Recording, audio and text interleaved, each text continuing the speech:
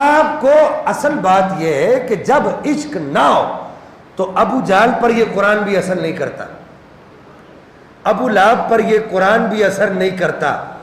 اور جب جدو اندر لگی ہوئے نا، پنجابی سمجھتے ہو آپ سارے، کہتے ہیں اندر لگی ہوئے نا عشق دی اگ تے قرآن یار پڑھے یا نہ پڑھے، ایک نظر چک کے تک لے وے نا تے ابو بکر صدیق اکبر بڑھ جاتا ہے. اتنا ہی ہوا تھا نا. نبی پاک نے کیا قرآن پڑھا تھا؟ نبی پاک نے کیا کوئی اپنی تبلیغ کی تھی حضرت صدیق اکبر کو؟ نہیں. صدیق اکبر شام سے واپس آئے، نبی پاک جو ایک چٹان پہ بیٹھے ہوئے، شہر سے پوچھا کیا ہوا؟ کہا انہوں نے نبوت کا دعویٰ کر دیا ہے. بس اتنا ہوا، کہا نبوت کا دعویٰ کر دیا. ڈھونڈا حضرت صدیق اکبر نے، ڈھونڈتے آخر پوچھتے پوچھاتے وہاں پہنچے جہاں سے یار کی خوشبو آ رہی تھی. وہاں پہنچے، دیکھا نبی پاک بیٹھے ہوئے ایک چٹان پر دو زانوں ہو کر رب کی عبادت میں مصروف ہیں. جیسے حضرت صدیق اکبر آئے تو نبی پاک ادھر مڑے ہوئے، پیچھے حضرت صدیق اکبر کھڑے ادھر ہی ہے. پوچھا ابو بکر آ گئے؟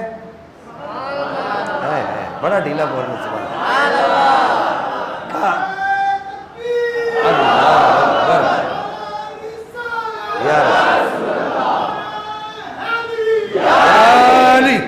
نعرہ تحقیق میں آپ کو کتنی دفعہ بول چکا ہوں، یہ نعرہ لگایا کرو.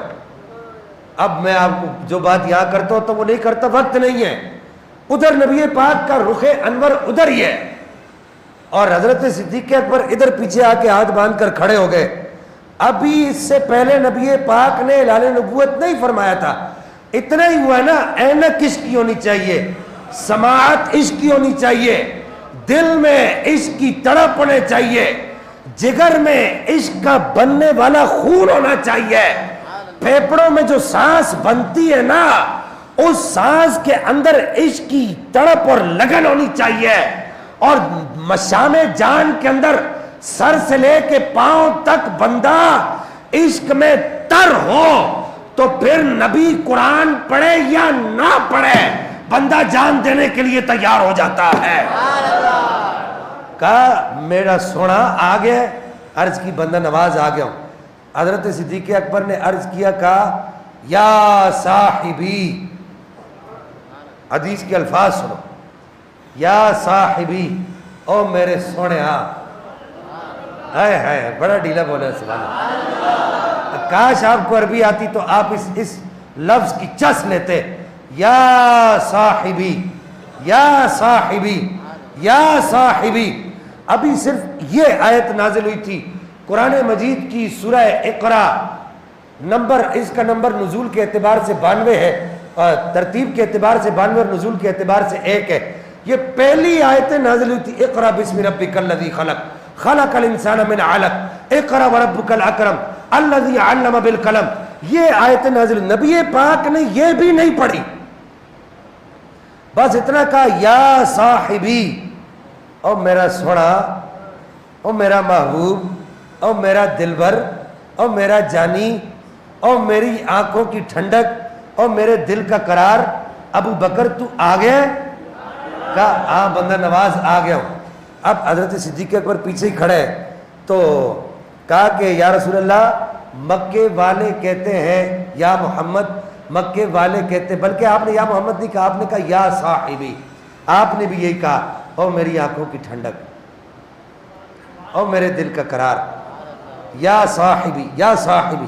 حضرت ابوبکر صدیق اور نبی پاک کا اسلام کے اعلان سے پہلے بھی لقب یہی تھا کہ یہ دونوں ایک دوسرے کے صاحب ہیں. آپ کو سرائکی زبان میں اس کا ترجمہ کر دو. صاحب کا معنی ہوتا ہے یہ دونوں ایک دوسرے کے ڈھولن ہیں. سرائکی سمجھتے ہو نا؟ اب مجھے یہ یہاں پر سرائکی زبان مزہ دیتی، یہ دونوں کیا ہیں؟ ایک دوسرے کے دلبر ہیں. تو آ گیا ہے، کہا یا رسول اللہ آ گیا، یا صاحبی آ گیا. کہا کہ سنا ہے لوگ کہہ رہے ہیں کہ آپ نے اعلان نبوت کر دیا ہے. تو نبی پاک نے صرف ایسے یوں پلٹ کر دیکھا، ایسے بس یوں پلٹ کر دیکھا. کہا میرا سونا، وہ جو شام میں تیرے ساتھ جو کچھ ہوا ہے کیا میری نبوت کے لیے اتنی دلیل کافی نہیں ہے جو کچھ تیرے ساتھ وہاں پر ہوا ہے؟